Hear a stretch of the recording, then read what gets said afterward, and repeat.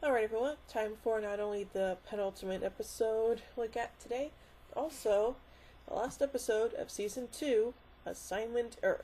Here we go.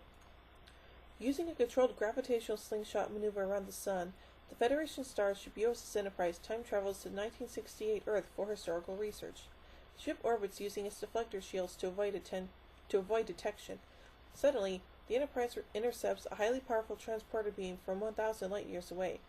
A man dressed in 20th century Earth business suit materializes, carrying a black cat named Isis. He introduces himself to Captain Kirk as Gary Seven. Seven refuses to reveal his home planet and warns Kirk that history will be changed and Earth destroyed if he is not released immediately. Kirk demands more proof, but Seven refuses. Kirk orders him taken into custody, but Seven evades attempts to subdue him, even shrugging off First Officer Spock's Vulcan nerve pinch. When Seven tries to beam himself down, Kirk stuns him with a phaser. Kirk has Seven taken to the brig and asks Spock to search history database for any critical events that will soon occur. Spock finds that the United States launched a nuclear weapons platform from McKinley Rocket Base. The launch is scheduled in a few hours, and Spock speculates that may be the reason for Seven's visit. Meanwhile, Seven awakens and finds himself in a holding cell. He removes an advanced servo device, which can be used as a manipulator but also function as a weapon from his pocket. Disables the force field and stuns the guard. His escape is detected, but not before Seven and Isis make their way to the transporter room, stun the technicians, and beam down to New York City. Kirk and Spock, camouflaged in period local attire, follow them. Seven enters an office and activates a sophisticated computer which reports that Agents 201 and 347 have not been heard from in 3 days. With only an hour until the launch, Seven decides to complete their mission. A young woman arrives, and Seven mistakes her for Agent 201, so she decides to dictate a report to an electric typewriter equipped with speech recognition. Seven asks the Beta 5 computer to identify her. She is Roberta Lincoln, a secretary employed by the missing agents. Seven, realizing his blunder, appeals to her patriotism and tells Roberta he is a secret government agent and that she should remain quiet about what she has seen. An intelligent woman, she realizes something very odd is happening.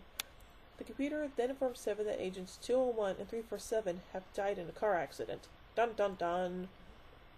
Kirk and Spock track Seven to the office.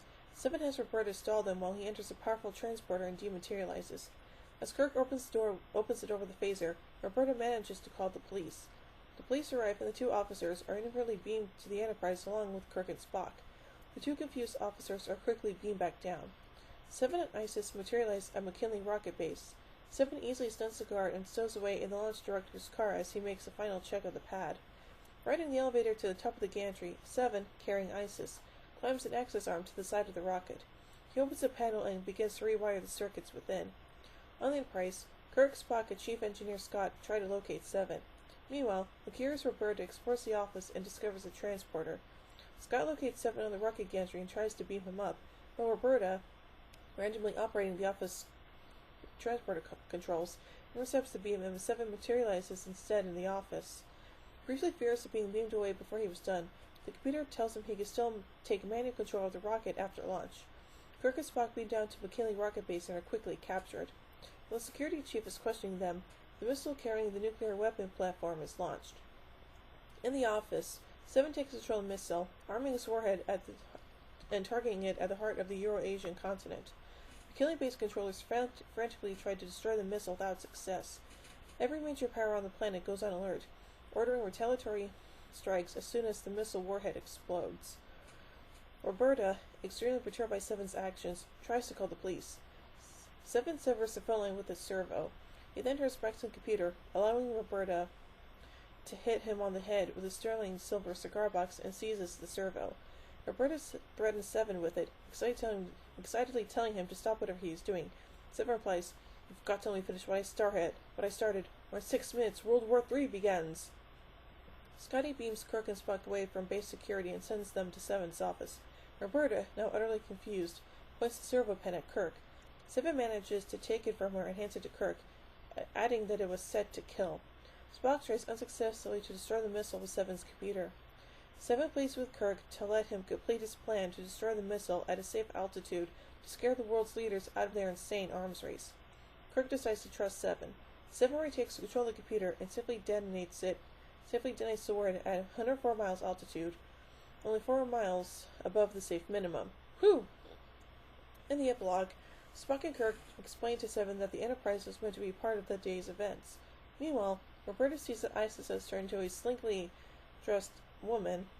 When she demands an explanation, Seven answers that, Miss Lincoln, is simply my cat. When Roberta looks again, Isis is once again a cat. Seven decides to keep Roberta employed as his assistant for any future missions. Kirk and Spock beam back to the Enterprise, much to Roberta's continuing astonishment. Yeah, well, there's a lot of stuff going on there, but hey, I'm a sucker for a good time travel story. So, I give Assignment Earth 4 warp cores out of 5. Well, join me again in a little while as we look at the first episode of Season 3, Spock's Brain. So, until then, live long and prosper, everybody.